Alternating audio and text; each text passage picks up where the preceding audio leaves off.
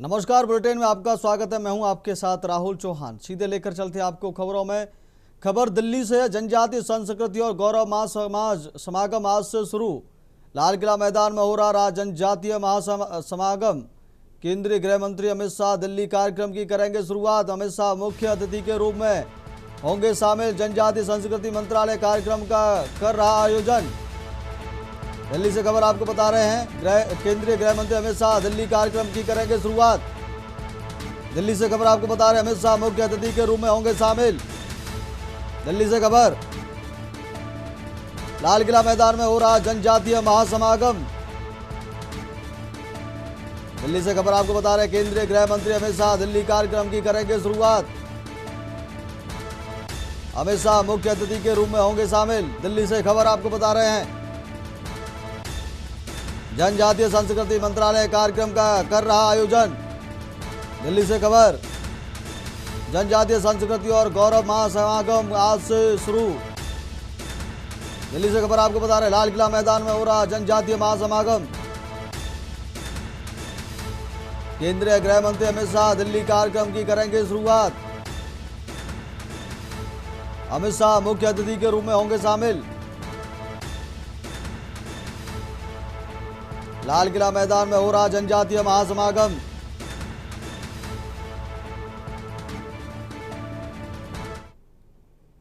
अगली खबर लखनऊ से है। सीएम योगी की सख्ती के बाद यूपीपीसीएल अलर्ट। सीएम योगी ने की बिजली व्यवस्था की समीक्षा।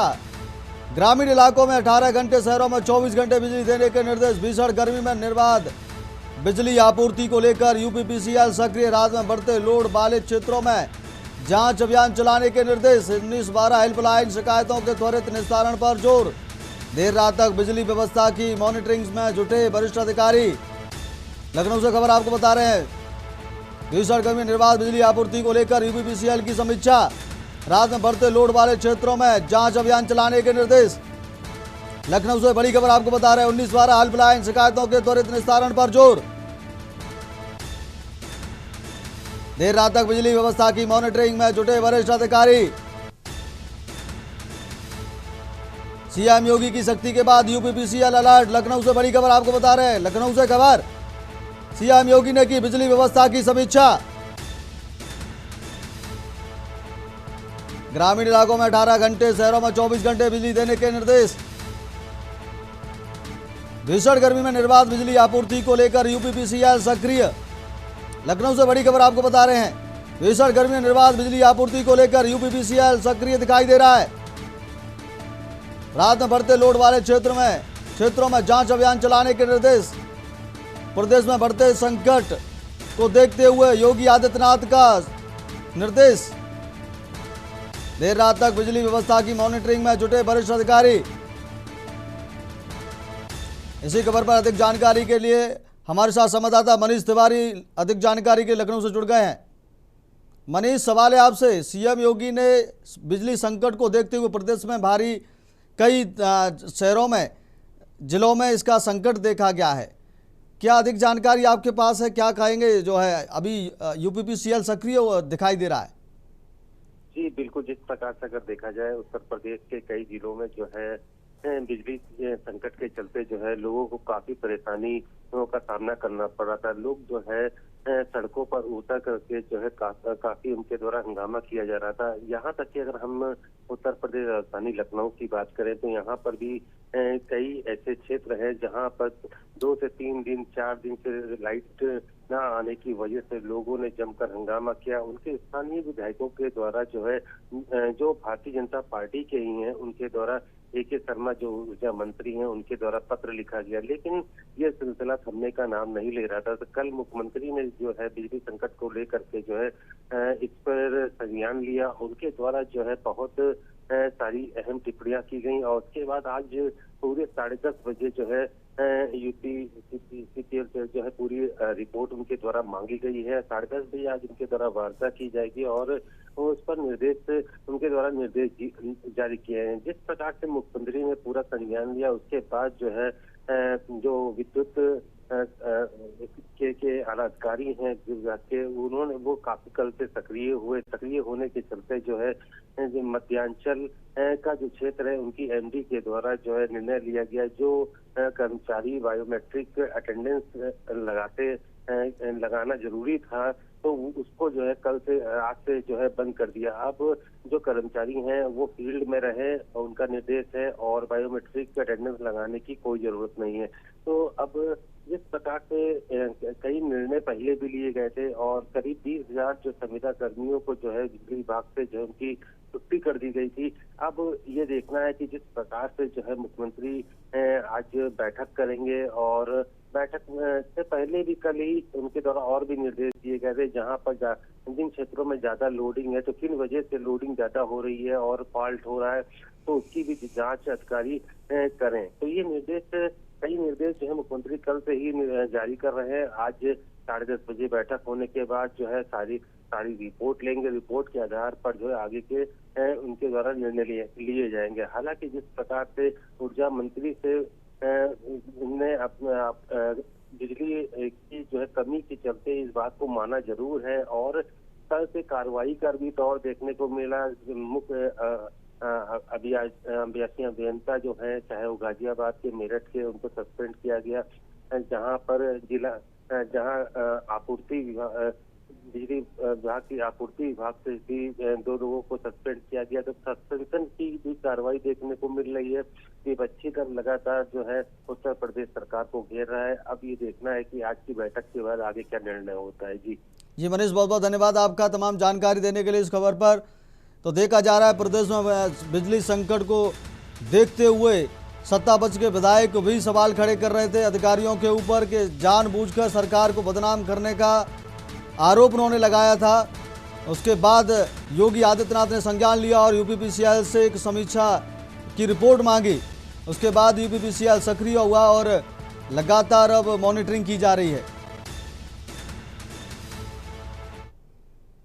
रुक करते अगली खबर की ओर। बलिया में आपसी विवाद में चली गोली लगने से घायल हुआ आयुष राय उर्फ नारियल।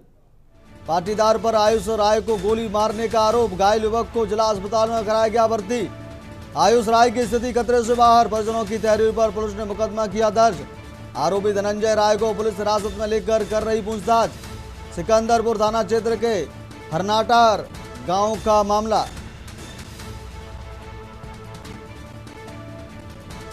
आयुष राय की स्थिति खतरे से बाहर। बलिया से खबर आपको बता रहे हैं। परिजनों की तहरीर पर पुलिस ने मुकदमा दर्ज किया।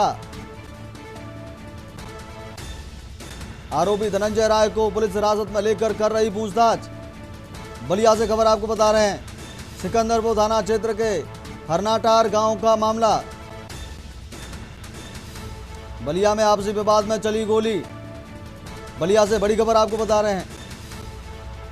गोली लगने से घायल हुआ आयुष राय उर्फ नारियल। पाटीदार पर आयुष राय को गोली मारने का आरोप।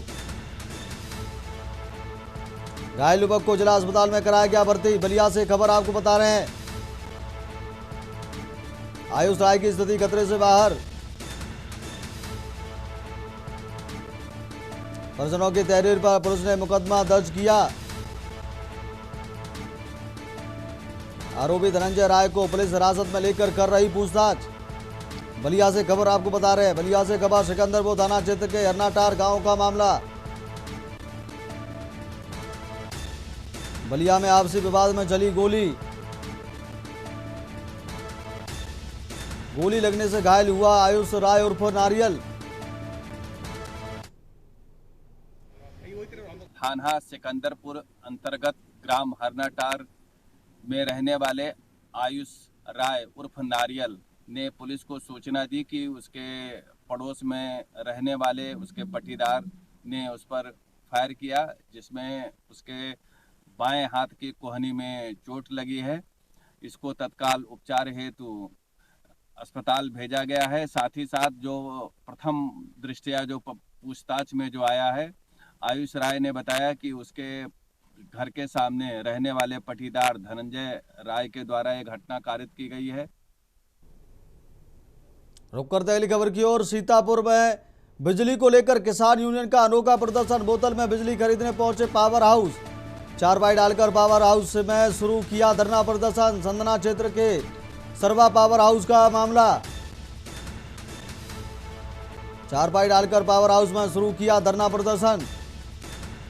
संदना क्षेत्र के सरवा पावर हाउस का मामला बताया जा रहा है। सीतापुर से खबर आपको बता रहे हैं, बिजली को लेकर किसान यूनियन का अनोखा प्रदर्शन देखने को मिला है। बोतल में बिजली खरीदने पहुंचे पावर हाउस। चारपाई डालकर पावर हाउस में शुरू किया धरना प्रदर्शन। संदना क्षेत्र के सरवा पावर हाउस का मामला बताया जा रहा है। सीतापुर से खबर आपको बता रहे हैं, बिजली को लेकर किसान यूनियन का अनोखा प्रदर्शन देखने को मिला है। बोतल में बिजली खरीदने पहुंचे पावर हाउस। चारपाई डालकर पावर हाउस में शुरू किया धरना प्रदर्शन। संदना क्षेत्र के सरवा पावर हाउस का मामला बताया जा रहा है। किसान यूनियन के नेताओं ने बोतल में मांगी बिजली। बिजली को लेकर किसान यूनियन का अनोखा प्रदर्शन। बिजली विभाग के अधिकारियों से बोतल में बिजली मांगते नजर आए किसान यूनियन के नेता। चारपाई डालकर पावर हाउस में शुरू किया धरना प्रदर्शन।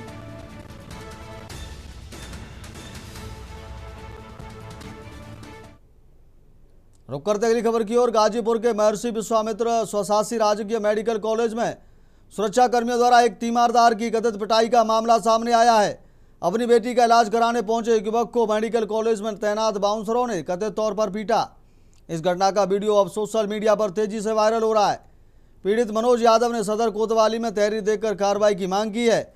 वहीं वायरल वीडियो के बाद मेडिकल कॉलेज प्रशासन ने मामले की जांच के लिए 3 सदस्यीय टीम गठित कर दी है।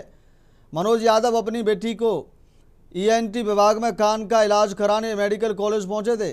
पीड़ित के मुताबिक डॉक्टरों को दिखाने के बाद वह दवा से जुड़ी जानकारी लेने के लिए दोबारा डॉक्टर से बात करना चाहते थे, लेकिन वहां मौजूद बाउंसरों ने उन्हें रोक दिया और करीब 10 मिनट बाद आने को कहा। आरोप है कि जब युवक दोबारा डॉक्टर से जानकारी लेने पहुंचा तो सुरक्षा कर्मियों ने उससे अभद्रता शुरू कर दी। विरोध करने पर गाली गलौज करते हुए मारपीट की गई। मारपीट की पूरी घटना वहां मौजूद लोगों ने मोबाइल कैमरों में कैद कर ली, जिसका वीडियो अब सोशल मीडिया पर तेजी से वायरल हो रहा है। इस घटना के बाद मेडिकल कॉलेज प्रशासन की कार्यशैली पर भी सवाल उठ रहे हैं। पीड़ित तीमारदार मनोज यादव ने बताया, मैं अपनी बेटी का इलाज कराने आया था। डॉक्टर से दवा की जानकारी पूछना चाहता था, लेकिन बाउंसर गाली देने लगे और मारपीट कर दी।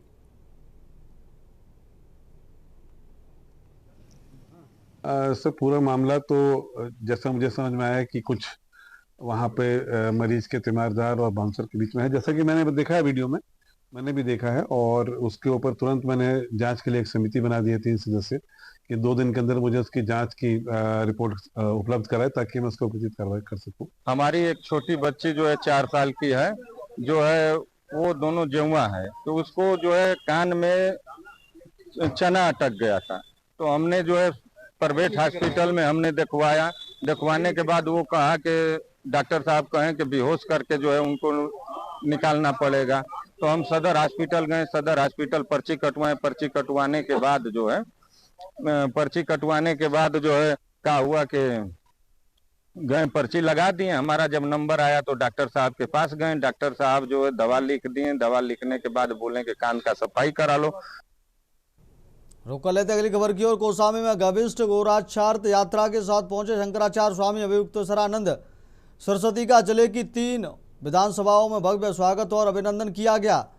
गोरखपुर से 3 मई को निकली इस यात्रा के दौरान उन्होंने लोगों से गौमाता की रक्षा के लिए अभियान से जुड़ने की अपील की। शंकराचार्य स्वामी अभियुक्तेश्वरानंद सरस्वती ने कहा कि अंग्रेजों के समय में गौमाता को पशु घोषित किया गया और दुर्भाग्य की बात यह है कि आज़ादी के बाद बनी सरकारें भी गौमाता की रक्षा नहीं कर पा रही हैं। उन्होंने कहा कि इसी कारण अब जन जन को इस अभियान के लिए आगे आना पड़ रहा है। राजनीति में उतरने के सवाल पर उन्होंने कहा कि जो भी राजनीतिक दल उनकी मांगों का समर्थन करेगा और गौमाता की रक्षा की लड़ाई में साथ खड़ा होगा, वे उसके साथ रहेंगे, अन्यथा पूरे उत्तर प्रदेश की प्रत्येक विधानसभा में प्रत्याशी उतारकर चुनाव लड़ने पर विचार किया जाएगा। विपक्षी दलों से फंडिंग और बैंक सपोर्ट मिलने के आरोपों पर उन्होंने कहा कि यदि किसी को ऐसा लगता है तो प्रमाण सामने लाएं। हम मंझनपुर विधानसभा में कौशाम्बी में आए हुए हैं और यहाँ पर हमारे सचिन द्विवेदी जी हैं। उन्होंने जो कि हमारे जो शंकराचार्य चतुरंगिणी का हमने गठन किया है उसके पदाधिकारी भी हैं। इन्होंने यहाँ पर कौशाम्बी क्षेत्र के लिए शंकराचार्य चतुरंगिणी का केंद्रीय कार्यालय बनाया है। उसका अभी उद्घाटन भी संपन्न हुआ है। गौ माता की ध्वजा यहाँ पर फहराई गई है। अब यहाँ से चतुरंगिणी के लिए भर्ती और 24 जुलाई को जो लखनऊ में एक अक्षौहिणी सेना के साथ हम लोग नया संकल्प लेने वाले हैं गौ माता के लिए, उसके लिए तैयारियां शुरू होंगी। रुक कर लेते अगली खबर की ओर। खबर लखनऊ से। लखनऊ में बिजली आपूर्ति को सुचारू बनाए रखने के लिए मध्यांचल विद्युत वितरण निगम लिमिटेड ने फील्ड कर्मचारियों के लिए नए निर्देश जारी किए हैं। मुख्यमंत्री योगी आदित्यनाथ को कल प्रदेश की बिजली समस्याओं पर रिपोर्ट सौंपे जाने से पहले प्रबंधन ने यह अहम फैसला लिया है। भीषण गर्मी और बढ़ती बिजली मांग के बीच विद्युत व्यवस्था को निर्बाध बनाए रखने के उद्देश्य से मध्यांचल प्रबंधन ने फील्ड में कार्यरत कर्मचारियों को बायोमेट्रिक अटेंडेंस से मुक्त कर दिया है। इससे कर्मचारी बिना समय गंवाए सीधे फील्ड में पहुंचकर फॉल्ट सुधार और विद्युत आपूर्ति बहाल करने का काम कर सकेंगे। प्रबंधन का मानना है कि इस फैसले से बिजली आपूर्ति व्यवस्था में तेजी आएगी और उपभोक्ताओं को कम से कम परेशानी का सामना करना पड़ेगा। अधिकारियों को भी फील्ड स्तर पर लगातार मॉनिटरिंग के निर्देश दिए गए हैं।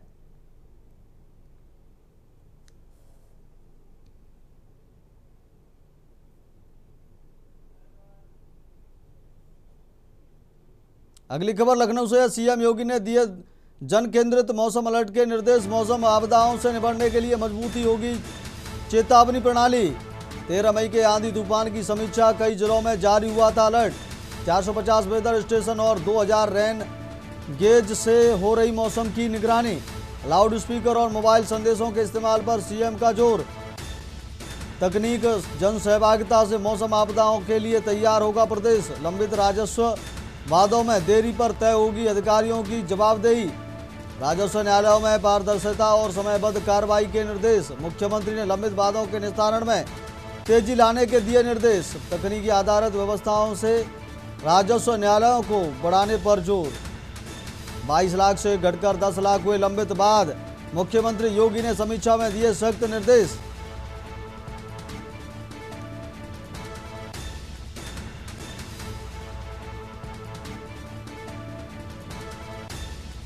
लखनऊ से खबर आपको बता रहे हैं। तकनीक आधारित व्यवस्था से राजस्व न्यायालयों को बढ़ाने पर जोर। 22 लाख से घटकर 10 लाख हुए लंबित वाद। लखनऊ से खबर आपको बता, सीएम योगी ने दिए जन केंद्रित मौसम अलर्ट के निर्देश। मौसम आपदाओं से निपटने के लिए मजबूत होगी चेतावनी प्रणाली। 13 मई के आंधी तूफान की समीक्षा। कई जिलों में जारी हुआ था अलर्ट। 450 वेदर स्टेशन और 2000 रेन गेज से हो रहा मॉनिटरिंग।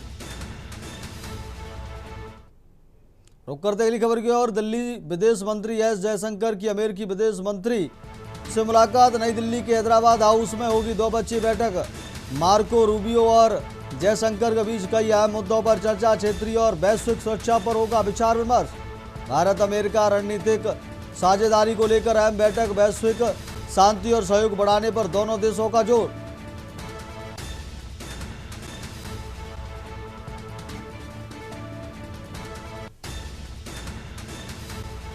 दिल्ली से खबर आपको बता रहे हैं। क्षेत्रीय और वैश्विक सुरक्षा पर होगा विचार विमर्श।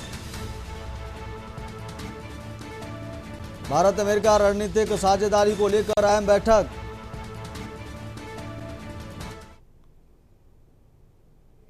फिलहाल इस बुलेटिन में मेरे साथ इतना ही। देखते रहिए के न्यूज इंडिया। नमस्कार।